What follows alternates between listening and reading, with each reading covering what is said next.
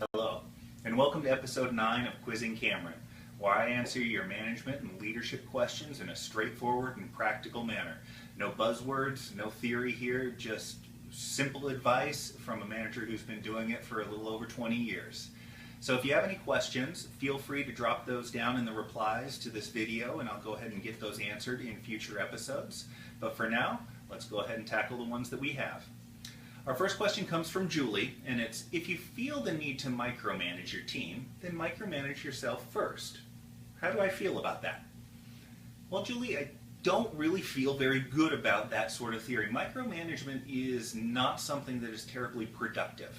That's the background of micromanagement, and where it really comes from is, if you're dealing with the micro, you're not handling the macro, and you're not being as efficient as you should be. So what I would focus on from a leadership standpoint is that you don't micromanage your team, you empower your team.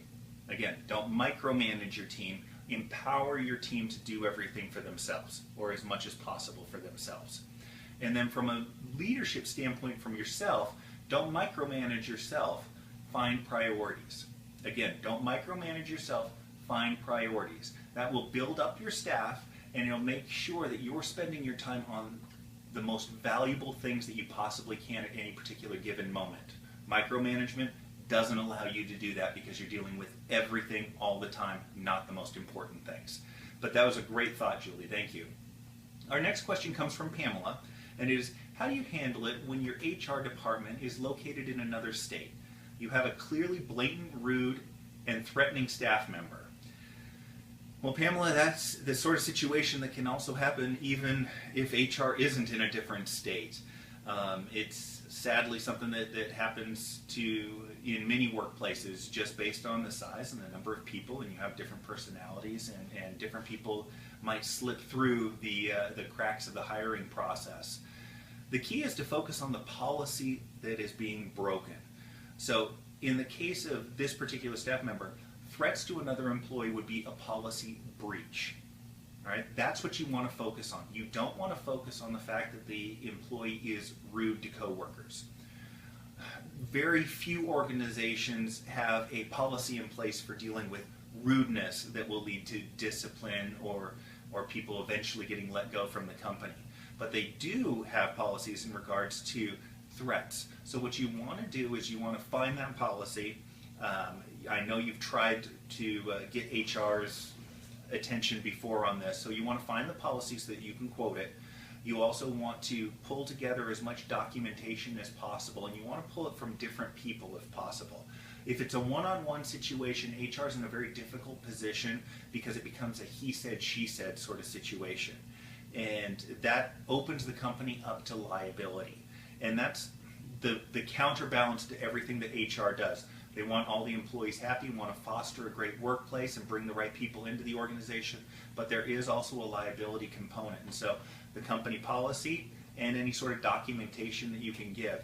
And then my next bit of advice is to persevere. These sort of interpersonal differences and interpersonal conflicts are not usually something that gets taken away right away like that, unless you have phone conversation recordings and documented emails of a threatening nature, that sort of thing. Then those things can move along a lot quicker. But I'm guessing that from this particular case, that's not what is going to happen. So you want to document where you can. You want to persevere and keep documenting and keep throwing that up to HR, and they should take notice of it. I wish you the best of luck, Pamela. That's a tough spot. Yusuf gives us our next question, and he's asking for management techniques needed in a multicultural environment. And it's a great question, Yusuf. It's the reality in today's workplace. We are a menagerie in the United States and around the world, quite frankly, as the world becomes a smaller and smaller place. Companies have more and more branch offices and operations in different areas. And what I always say is share the vision for the company. Make sure you're clear on what the vision is for the company, or in your case, perhaps a departmental perspective. What is a shared vision that everybody can reach? In American football, everybody wants to get a touchdown from offense. Everybody is aligned for that particular purpose. And for the case of defense, they're preventing touchdowns. So everybody can align with a clear purpose. And then what you do is you celebrate the differences. Again, drawing to a sports analogy, you got the big guys who are the offensive line, and then you have the small, fast guys who are the receivers, you have the quarterback, that sort of thing. So everybody plays a role, and everybody brings something different to the table. And you embrace those differences and talk about those differences as much as possible with your team, so that they know that Johnny is great at analytics, but Sally's great on the phone with customers. Together, they accomplish the goals of great customer support and great productivity for the department. And if you talk about that a little bit, you can really reinforce that the differences help the organization move forward. But that's what I always recommend for a multicultural department. Thanks, Yusuf. Our next question, we got two of them here actually from, I think I'm saying it right, Mine. And the first question is how can a female boss survive when men don't accept authority from women because of cultural, religious differences? And I field a lot of questions. I have fans from around the world, so I know that these are stark realities in a lot of places. And what I recommend is to focus on the why of your decisions. When you make a decision in this environment, you want to be clear that you are giving the reason for the decision as well as the decision itself. Belligerent employees have more trouble running from clarity than they do in the gray area. So if you're allowing gray area, then you're allowing them fuel to be able to counter your decisions. But if you are being clear with the reasons that you're making a particular decision, they don't have a leg to stand on as much. But that can be your reinforcement for your authority is the why behind your decisions. The next question you ask is, what do you do in a war-torn country with a lack of manpower? If you give them disciplinary actions such as written warnings, they just say, I'll resign and go to the next company. And again, I'll actually dial this back just a little bit. Most companies are in competition for talent. Whether it's first world, whether it's third world, whether it's war-torn, whether it's peacetime, your company should be in competition for talent just as much as it is in competition against the competition. So what you want to do is you treat it that way, and I know you can't necessarily give more money, but what you want to do is you want to give a better experience to your employees so that when they get written up, they don't want to leave. Their first reaction is that they don't want to leave this company because the next company isn't going to be as good, isn't going to give them the sort of environment that they like to work in, and isn't going to give them the experience. And that's really what you work on. So you want to make sure that you've got a great environment for them to work in, that they feel empowered, that they feel like they have a voice, that they're gaining experience, and that you're giving them things that other companies can't. I don't know the particulars of your company or organization, but I'm sure there are things that you can provide that the competition can't. And that'll help you retain those people, and it'll help you have a little bit more of a strong footing when you need to take disciplinary action. You need to continue that discipline. And I don't want to say you want to call their bluff, but there will be some people where you have to call their bluff. Maybe they will move. Maybe they won't move, but you have to try and you have to show it, because otherwise your productivity is going to come down to the point where even if you have those people, you'd actually be better off letting 10% of them go to get the better productivity from the 90% that are left. So that's why I say, especially when you talk environmental standards from an employee standpoint, an employee culture standpoint, you're going to pay for it one way or another. You're going to either need more people to do the same amount of work, or you can invest in the employees and actually get more productivity from them and get that work one way. You're going to pay for it one way or another. Thank you so much for the question, Mine.